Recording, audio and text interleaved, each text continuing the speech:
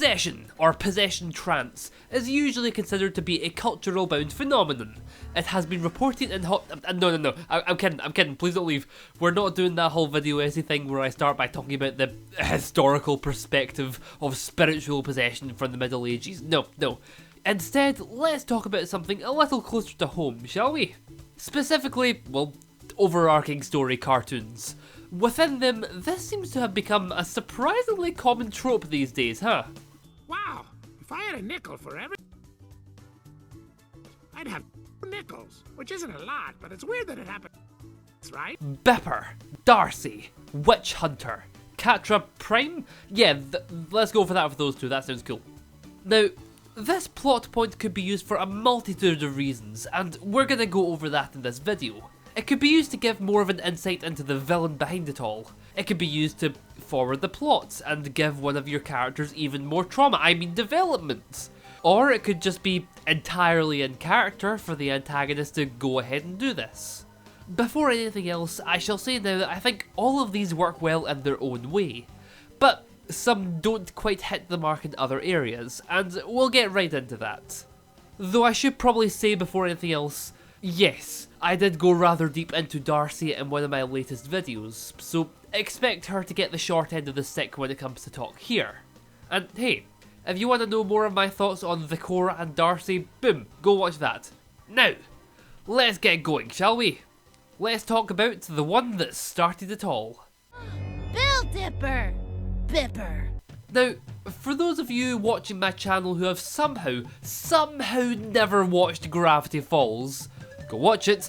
This is the only episode where Bipper appears, and is one of only a couple of episodes before the finale where the extremely based character of Bill Cipher is the main focus. Sock Opera is a big fan favourite, so when I went to IMDb to see the ranking for this episode, I was shocked to see it didn't even make the top 15, let alone the top 10. Shocked not because I disagreed, but after rewatching the episodes, because I do agree, and wasn't expecting it to be there at all. Okay, hear me out. Before anything else, let me say this. Bipper is absolutely gold. He has a lot more comedic moments than creepy ones, but I'm certainly not complaining about that when it gives us moments like this. Human soda! I'm gonna drink it like a person! And even though, as I said, they're few and far between, the moments where they lean into the creepiness of this, eldritch god in a kid's body are excellent, and has spawned a whole load of fan art. Now, normally I would argue there's a bit of a tonal issue here, that after all, none of the family even noticed that Dipper's acting just a little bit weird, and the reaction of his sister to the fact that he's been possessed is, But my cue's coming up any minute! and... I'm sorry, it looks funny when you're mad. However, that's not the case here. Gravity Falls has always been a lot lighter-hearted throughout the entire show, with the main moments of genuine seriousness tending to come from the senior Pines. Amphibia and the Owl House, while sharing a similar tone for a good while, either get darker and darker as the seasons progress, or at the very least have serious antagonists for their tone. So no, tone isn't the issue I have with Gravity Falls and its possession. Rather, it's what the possession actually achieves. It doesn't really further develop our characters, or further advance the plot, or Bill's plan. It just seems like an excuse to have Bill mess around in Dipper's body for a while. Which isn't a bad thing, but it just makes his plan seem nonsensical. He destroys the laptop, which doesn't end up being useful for much besides a countdown, and wants to destroy the journal, but it's not very clear what that would accomplish, because he either knows there's a copy of it somewhere, and destroying the original will result in absolutely nothing, or he doesn't know that, which means he's actively destroying the only chance of his plan succeeding in him escaping into this world.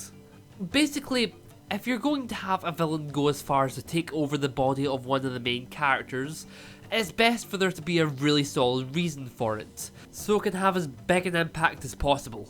Speaking of a big impact, it's a shame that the really stellar, really dark plan for what Bill was going to do once he was finished with Dipper's body was either shot down by higher ups at Disney or was just conceived after the creation of the episodes. If you want to know more about it, well, I tell you to go and read Journal 3. Not just because it's awesome that it exists, but because it might just help convince Disney to make more merchandise for, you know, the extremely popular shows that would sell like hotcakes, maybe. Or you can just look it up, it's pretty cool. Anyway, where were we?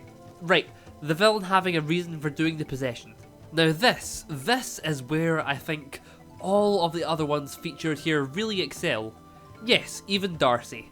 I have problems with the core and the storyline of it possessing everyone's favourite Amphibia character, but I don't actually have any issues with the logic of it possessing Marcy. It's made pretty clear that humans, even teenagers, are stronger and smarter than the vast majority of frogs, newts and toads. Combine that with the fact that they'd still want Andreas around to solve any big combat related issues, yeah, there's no problem there. Now, let's talk about She-Ra, shall we?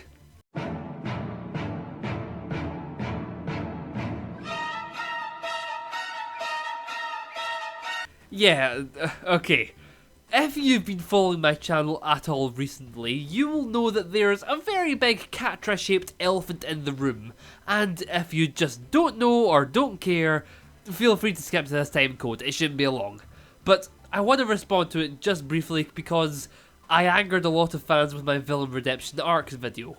And I do want to say that yes, I admit there are definitely certain aspects of Catra that I played down last time in order to make my point.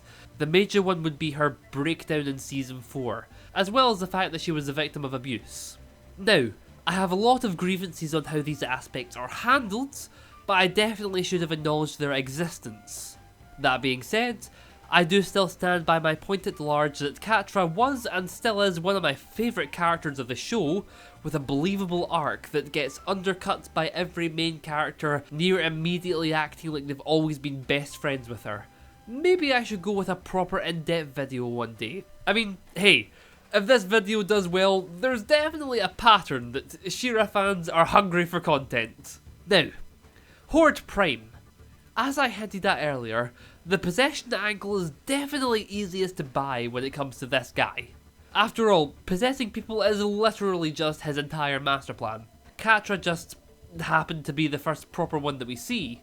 And unfortunately, along with Bellows' possession of Hunter, the two of them are easily the shortest lived of the corruption squad here. Like, at the very least, Bipper has a whole episode to himself, and even though I'm not a fan of how little screen time Darcy got before the finale, she easily gets the best deal here of being a huge plot point of an entire final season.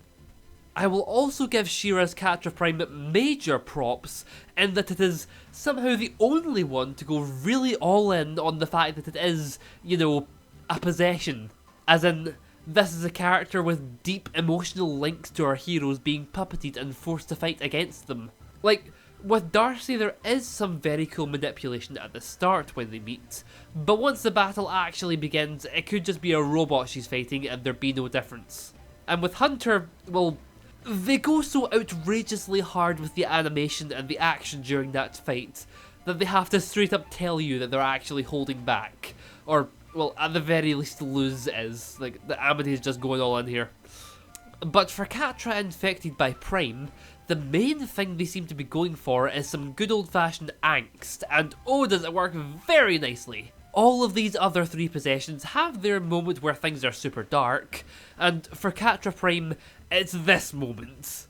Disappointing. Some creatures are destined only for destruction. That look of realisation and the shock afterwards, whew, that's some very good stuff. And I do like how difficult it ends up being to actually get the Horde Prime parasite fully out of her, even if the possession itself is mostly done by the end. Now, I gotta be careful what I say here, but there is one thing that drags it down. Look at it this way. Catra Prime fighting Adora, hurting her with her claws with some emotional manipulation thrown in the mix in order to gain the upper hand. See, I wasn't describing Catra Prime's fight there, I was describing the majority of the non-possessed Catra and Adora fights up to this point. It's a bit harder for the possession to strike as heavy as it can, when the person possessed is, by and large, doing pretty much the same thing that they've already been doing from the start of the show. But in this case, it's the little details that count, and the blank, happy expression of Catra Prime works wonders to sell the effect. Now, I mentioned before that each of these possessions have a wonderfully dark moment to their name. And you can argue all day about who did the worst, but like, come on. You can have attempted killing and trauma and bad wounds all you like. Witch Hunter? Fucking straight up brutally kills a named character. Not only that, but like, it's the adorable animal sidekick. I don't care if it happens in the shadow. I don't care that afterwards we get a lovely little sacrifice from him. This is the Owl House's how the hell did Disney allow this moment? If we say Amphibia's was Marcy's stabbing and Gravity Falls was the whole ancient sins bit. I'm genuinely curious now, actually. Let me know in the comments just which of these moments you're most shocked got past the censors that wouldn't allow this. And hey, I mean, while you're down there, a like and subscribe wouldn't hurt either. Just an idea. We're almost at 10,000, and I've been given some pretty incredible ideas for what to do for that. Anyway, right, back to the show. Let's actually talk about Belos and his possession of Hunter, shall we? Right off the bat, I'm going to say this possessed hero plot does have something unique over the rest of the ones featured here, that serves as both its biggest strength and its biggest weakness. That being, the relationship between Belos and Hunter. Heck, the fact that they had a proper relationship at all. Bill Cipher was just an evil dream demon to Dipper at this point, not too different than most of the other villains of the week he'd faced, if maybe a little spookier. And Bill just saw Dipper as a kid, albeit a mildly impressive one. There's Catra and Horde Prime, which does have the concept for a pretty fascinating dynamic, but doesn't really go anywhere, instead focusing on Catra and Adora instead. That's fine. And Marcy has no prior knowledge of the Core and Aldrich, let alone any kind of relation with them. Belos and Hunter, though, really do have a super interesting dynamic that adds a whole lot of weight to this scene. The abusive and controlling father figure now being very literal in that controlling, and there's a great amount of subtext, not only in the way Witch Hunter fights, not actively trying to kill Luz, because, remember, he's doing all this for humanity, but also in the simple tone of voice that he uses at the start of the scene. Like, have a listen to him here. Why don't you find the Titan blood while I find my talisman? Sound familiar? Because it definitely doesn't sound like the Hunter we know and love by this point. Oh, and look at what I made! These are mystical beasts called wolves, and I love them. No, not really. But you know what it does sound like? Uncle, let me help. We can make more talisman. Oh yeah, that's some juicy as hell subtext in just a few moments of dialogue. I can't imagine this is something that most people notice on their first watch. I didn't pick it up till I read a very helpful comment. But once you do, well, damn. Hunter has changed and progressed so much since his introduction, blooming into such a different, better person. And Belos makes it abundantly clear that he either hasn't noticed, doesn't know, or outright refuses to accept that fact. To him, he is just Caleb, or rather, the idealised witch-hunting version of Caleb that lives only in his head. It's compelling stuff. The thing is, it's a shame that all of this remains just that, subtext. By that I mean, we never really get a proper confrontation between Belos and Hunter. Yes, we get Hunter's speech as he fights back against the corruption, but without any kind of response or reaction from the other side, it doesn't feel nearly as powerful as it could be, you know? And it's not like there was much between Horde Prime and Catra or the Core and Marcy after their possessions, but again, those didn't have the excellent potential dynamic of these two. Think of it this way, this is the last interaction from Belos to Hunter. Hunter, why are you hurting me? I only wanted to help you. You're lying! And it's good, it's very good, but it does feel like there could have been more there, especially here. But I'm very happy with what we've got. Speaking of what we also got Possessed Rain too, but I don't have nearly as much to say about this one, so I'm simply going to leave it as is. Creepy Rain is a lot of fun. I would never have guessed it to be them that ends up in this situation, but I'm certainly not complaining. Their design, especially their doll form, actually works wonders with the creepy look that the Bellows possession adds. Actually, it's probably a good idea to talk about design around now, because when it comes to Darcy, the main thing I mentioned last time when talking about her, in terms of what her character does right, is design. Because, oh my god, my opinion has not changed. This is still one of my favourite character designs in modern media. They did not need to go this hard. And yet here we are. In comparison, well, the other ones aren't nearly this level of awesomeness, but they're all pretty great in their own way. I've mentioned Catra Prime's look before, not in terms of character design, which is still pretty cool, but more so in terms of her change in expression and body language. It's some great stuff. Bipper's design is very simple in comparison to everyone else here, but oh boy, that simplicity works. You have the normal look of just Dipper with Bill's eyes, of course, which works both for his more unnerving moments and for his funnier antics, but there's a reason most of the fan art comes from the suit he puts on in the second half of the episodes.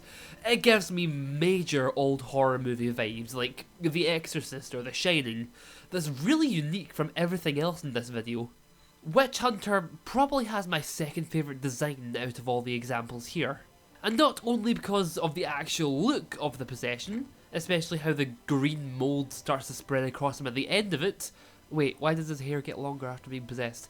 But the detail I really like is the design choice of the scars that are left on both Hunter and Rain's bodies once Bellows leaves them. They're the only example in this video of genuine long-term effects resulting from the body possession, and it actually makes a lot of sense, both literally in the world, what with the whole aspect of Bellows slowly destroying the body of whoever he's hitching the ride on at the time, as well as, you know, metaphorically, Bellows leaving his scars on the people he's touched. It's all really good stuff, and I wish the others might have had just a little more like it. Now, I went into this video with the intention of coming out with a definitive victor, I really did. But I would argue that each of these excels in their own way, whether it's the design, the antics, the reasoning, and yes, I would say that the closest thing to the best in all of these is actually Witch Hunter.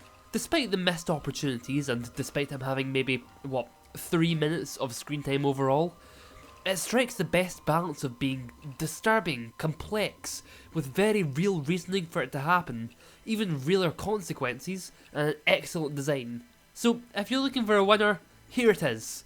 Feel free to let me know why you don't agree, or maybe why you do, in the comments below. Thanks so much for watching, friends, and prepare for 10k!